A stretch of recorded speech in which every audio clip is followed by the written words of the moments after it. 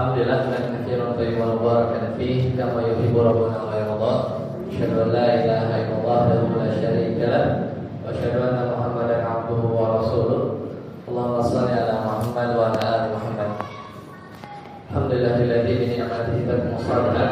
Alhamdulillah di sore hari ini kita bersyukur kepada Allah Subhanahu wa taala di kesempatan yang berbahagia ini, kalau nggak salah dalam rangka bagi rapot ya. Jadi ini sangat penting sekali, berarti nanti anak-anak kita akan ada masa liburan ya, ada masa liburan, dan dimana liburan ini juga menjadi ajang nih buat kita lebih dekat kepada anak-anak, dan dari situ juga kita terus ya meminta taufik dari Allah Subhanahu wa taala agar kita bisa membersamainya secara fisik, ya, finansial, dukungan emosional terhadap anak-anak kita, sehingga nanti kelak anak-anak kita ini bisa bermanfaat dan percaya diri, ya, tentunya dalam konteks di TPQ ini anak-anak bisa membaca Al-Quran ya, kalam Allah, dan mudah-mudahan bisa menjadi qurrata a'yun ya, yaitu penyejuk hati bagi orang tuanya. Ya Bapak Ibu sekalian, karena waktunya terbatas ya, jadi di sekolah orang tua ini mungkin saya di sini sedikit berbagi bagaimana terutama ya ketika ditanya rata-rata umurnya itu 5 sampai 12 ya, mungkin ya 5 sampai 12 tahun. Nah, pertanyaan pertama adalah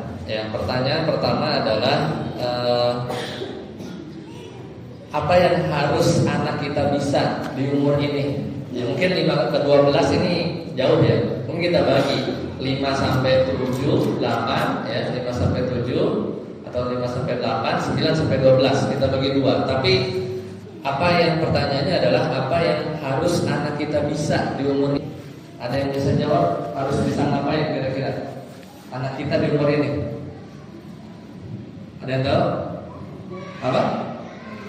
Mandiri, benar itu, mandiri. Terus apa lagi? Bisa sholat, betul. Bisa ngaji. Bisa apa lagi? Bersosialisasi. Ya, karena umur ini adalah umur dia kenal orang. Benar nggak? Dari 0 sampai 4 ya, atau 5 tahun, itu biasanya di otak mereka itu menganggap semua orang itu harus lihat dia. Makanya egosentris kan, rebutan mainan, nangis gitu kan, ini punya aku ya. Padahal punya orang, ya, dia pinjam sepeda, apalagi mungkin umur 3-4 tahun ya kan.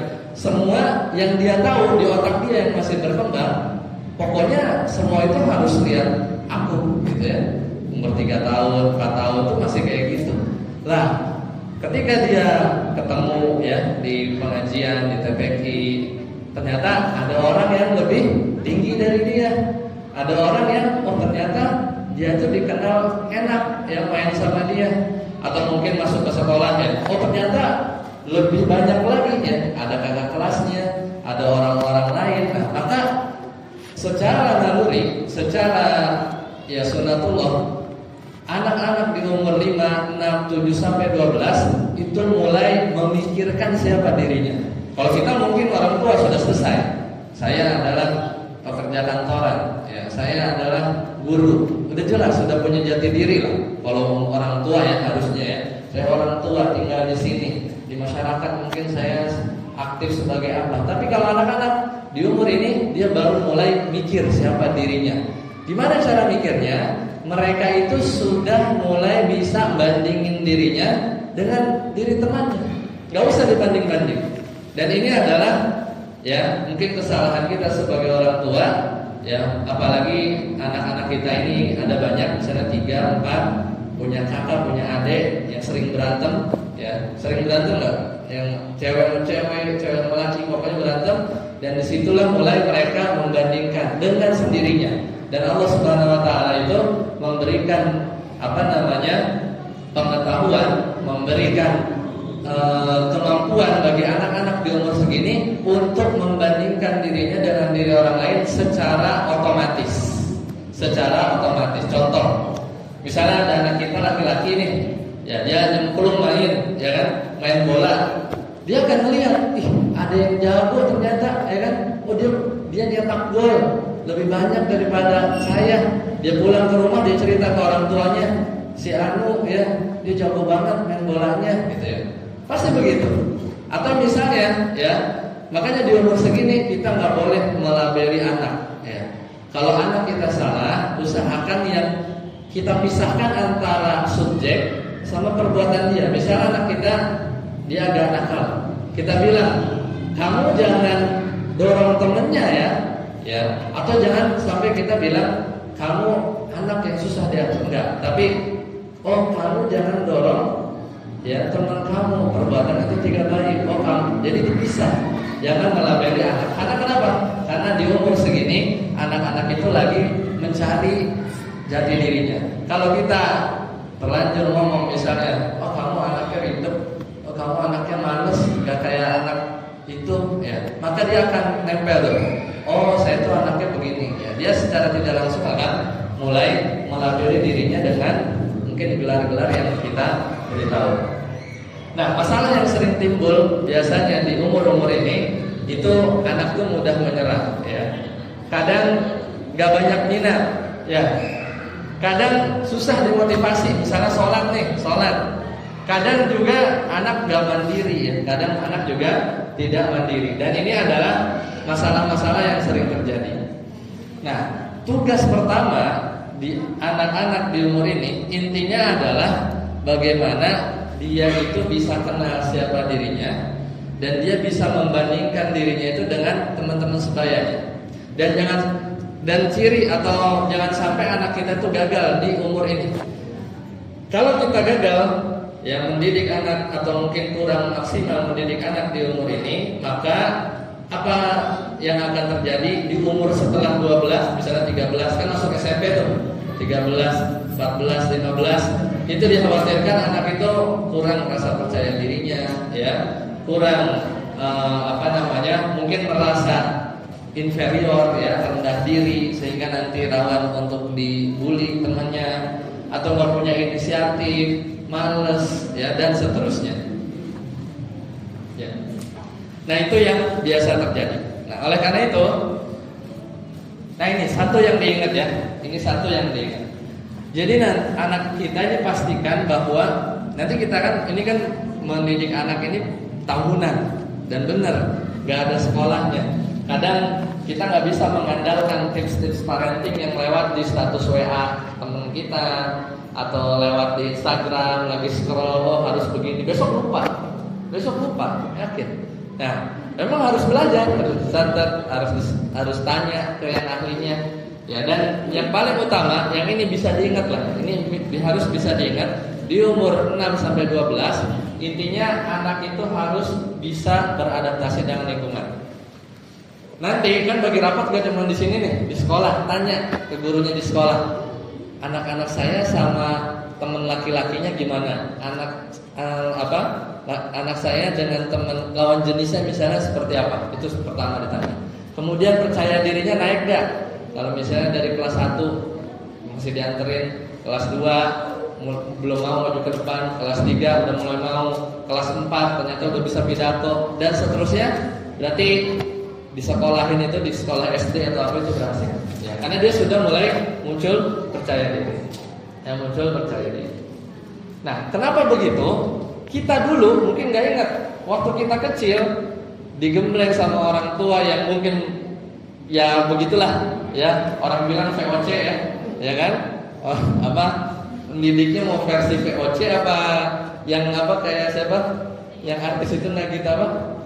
Ya pokoknya yang slow gitu, yang beneran mana kan jadi ini buktinya lu lahir gitu kan, sukses kan, itu kan didikan POC gitu kan.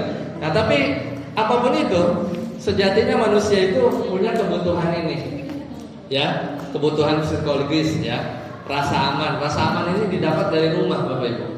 Jadi di sekolah dia kan udah overstimulate, ya, banyak temennya, mungkin main kalah dia, mungkin dia maju diketawain gitu. Pas pulang diomelin juga, nggak dapat rasa aman.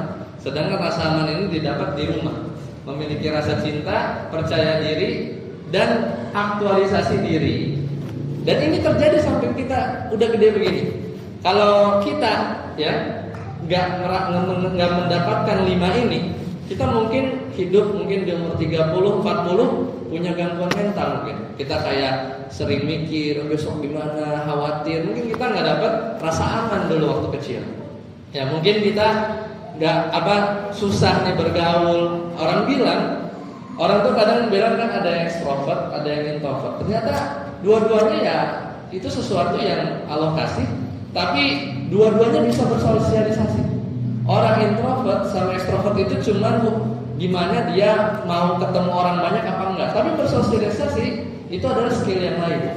Makanya anak-anak itu harus mulai diajarkan, ya harus mulai diajarkan sejak dini agar nanti ketika dewasa, apalagi nanti masuk SMP, itu dia lebih siap. Pertama, menerima dia kalau menang, misalnya juara 1, atau mungkin dia ikut panahan juara, atau dia terkenal jago bola. Kalau menang, maka dia bisa pertama bersyukur, ya kan? Karena nanti ketika di jenjang selanjutnya mungkin ada yang lebih jago lagi, percaya atau enggak, ya kan?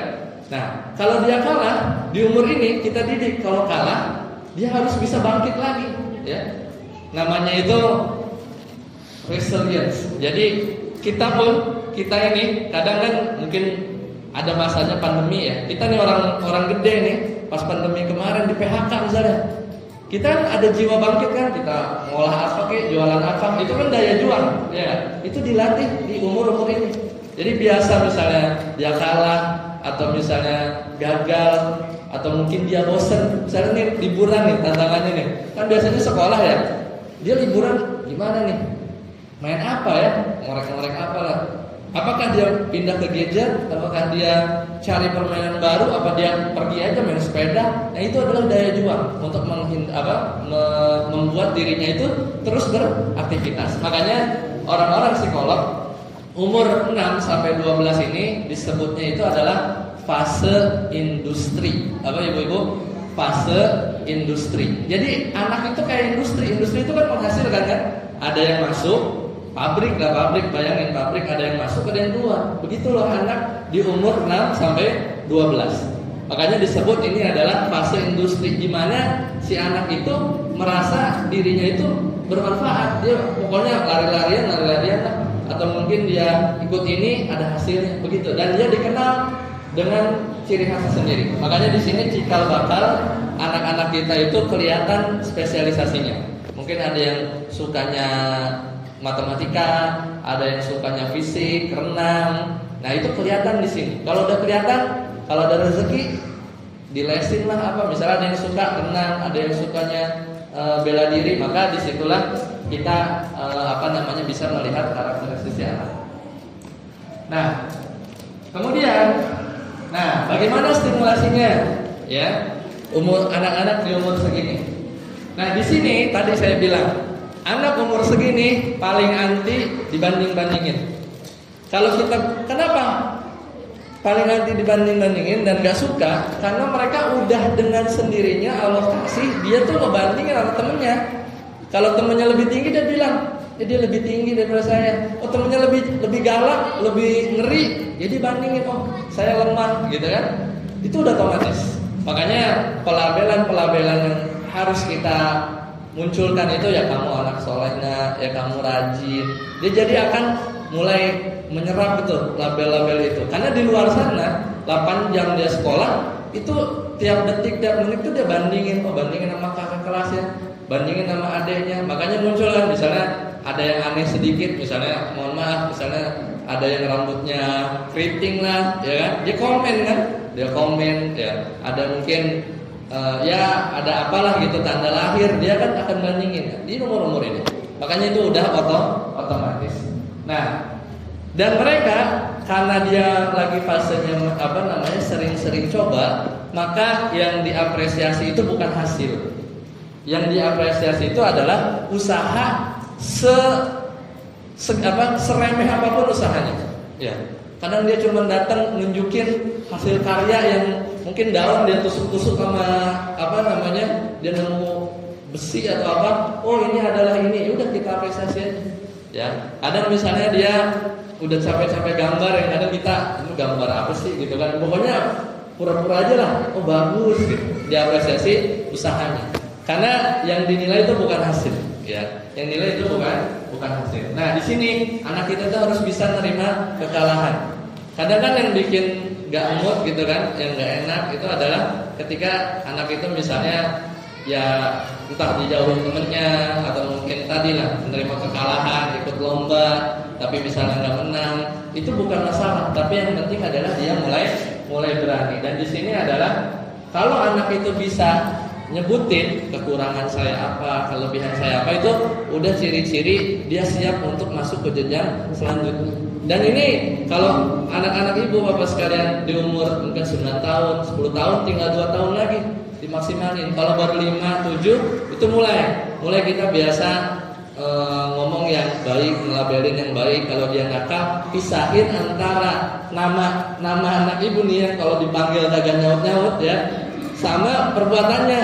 Misalnya pulang gitu kan, cuci kaki gitu ya, kan nggak dengar kan ya, atau pulang misalnya itu taruh gitu ya, piringnya jangan di situ. Nah, kalau atau pulang jangan mukul adeknya, nah, maka kita pisahin. Mukul adek nggak baik ya, kamu lagi kesel, gitu aja. Dan di sini perlu apa namanya, konsistensi. Dan ini ya kita sama-sama menasihati diri kita masing-masing supaya anak kita ini tumbuh berkembang sesuai fasenya. Jadi fasenya apa namanya? Fase industri. Jadi anak-anak kita itu lagi dia tuh kayak pabrik gitu ya. Dia harus menghasilkan, harus ngerasain kalah, harus ngerasain berhasil. Makanya bagus kalau anak-anak di umur segini itu diikutin lomba apa aja yang dia bisa. Ya, bukan sertifikat juaranya, tapi pengalaman dia ketemu orang lain yang mungkin lebih jago, ya. Atau jangan-jangan dia jago, maka kita bisa tanamkan bahwa oh kamu harus nggak boleh sombong, ya. Tapi kadang dia kalah, ya. Ya satu kali ya, saya ikut futsal, ya. Kemudian skornya berapa? 20-0. Yang kosong ya. Ya udahlah, ya pokoknya jadi apresiasi aja gitu kan. Ya karena lawannya jago-jago gitu kan. Ya kayak gitu-gitulah. Nah kemudian ya ketika jangan sampai anak kita ini ya menjadi seorang yang rendah diri. Ya. Kenapa? Karena merasa dirinya tuh nggak produktif. Cuman nggak bisa ngomong. Gimana sih? Kalau kita lagi kerja, kan ada sekarang tuh kan cara-cara kalau di perusahaan itu bikin orang nggak betah, yaitu nggak dikasih kerjaan. Bingung kan? Biasa kerja, kayak nggak dianggap. Ada posisinya, digaji tapi nggak dikasih kerjaan. Itu biasanya ngasih tekanan psikologis. Sama kalau orang itu nggak merasa produktif, kayak saya ini belum nemu jagonya apa, nggak bisa ngapa-ngapain, maka dia akan bandingin dengan temennya dan dia akan menjadi orang yang rendah diri. Dan ini harus kita jangan sampai anak kita seperti itu. Ya, jangan sampai anak kita seperti itu. Nah, maka 3 hal penting ya. Jadi biarin anak kita itu selalu ingat ya, ketika dia lagi main, lagi belajar, maka dia lagi mengambil pengalaman yang baru. Jadi misalnya, nah kalau dan di umur ini itu belum bisa kita melakukan tes minat dan bakat, belum kelihatan. Jadi tes minat dan bakat itu baru mulai kelihatan pas SMP. Tapi untuk anak-anak yang mungkin kemampuannya itu sudah kelihatan banget, jago ngomong atau dia tangkas ya, bisa loncat sana, bisa loncat sini, mungkin kita bisa lebih dulu tahu. Nah kalau memang ada kesenangannya yang spesifik, saya suka main bola, ada rezeki lebih, maka ya udah bisa ikutin klub. Jadi masukin anak kita itu ke kelompok yang emang dia tuh bakal jago di situ. Jangan nggak suka renang, ya masukin klub renang. Ya nanti malah dibully kan. Ya, pokoknya cari, oh dia jago misalnya matematika, ya dia masukin. Dia jago ngomong, mungkin masukin ke klub yang suka public speaking. Dia lincah gitu ya, mungkin yang olahraga, lari kayak gitu. Jadi dia punya teman. Nah dari situ dia belajar Nah, setelah dia belajar tadi apa? Dia akan dapat pengalaman baru, entah dia bandingin dengan temennya, maka di situ muncul percaya diri. Nah, kalau muncul percaya diri, maka dia akan merasa aku bisa. Ya, orang-orang yang mungkin dia gangguin orang lain, ya iseng, ya itu dia kan mencari pengakuan diri. Makanya orang-orang yang masuk ke geng-geng motor di umur-umur SMP, SMA, itu kan dia pengen dibilang apa? Pengen dibilang keren, ya kan? Ngebut-ngebut, ya kan? Itu kan balik lagi kayak umur 6-12. Karena 6-12-nya dia nggak terpenuhi.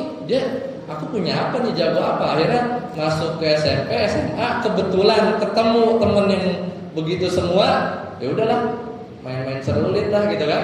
Itu kan mirip-mirip aja. Dia ketemu, pengen nunjukin dia bisa sesuatu, ya dia bisa bahkan rela untuk ngebegal orang supaya dia bisa masuk komunitas itu, ya, bisa masuk komunitas itu.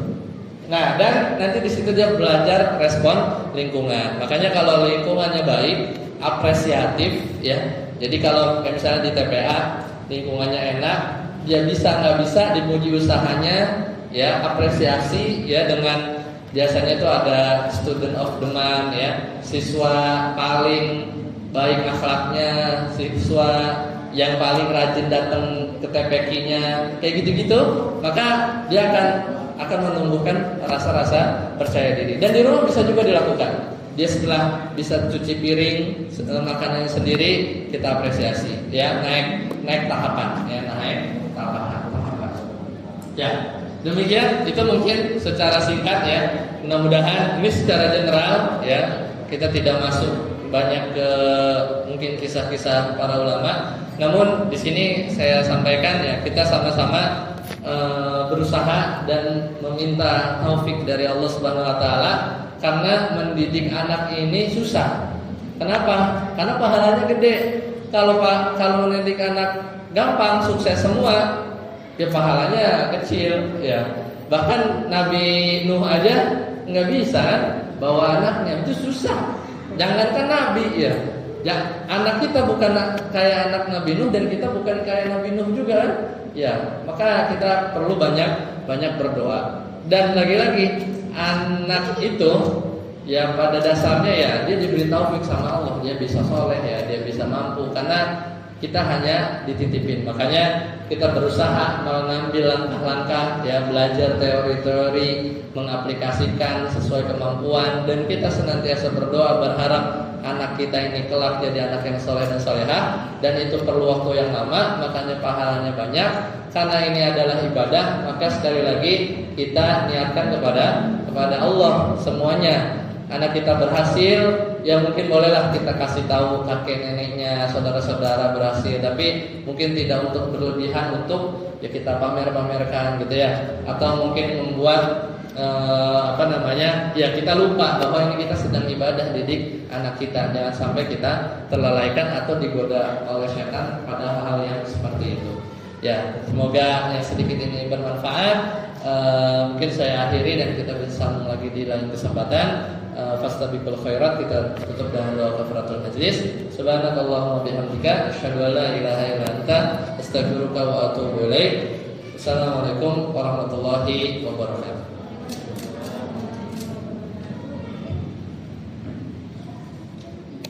Jadi